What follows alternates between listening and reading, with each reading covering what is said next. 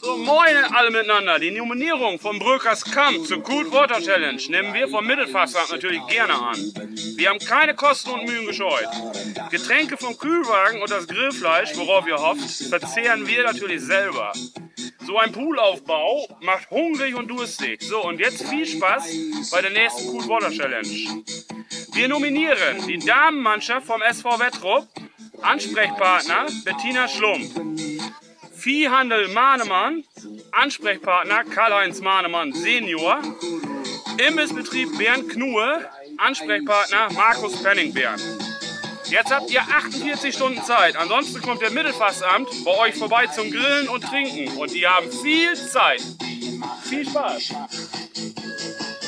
3 weiße Tauben und ein Gewehr. 3 weiße Tauben. Komm wieder raus.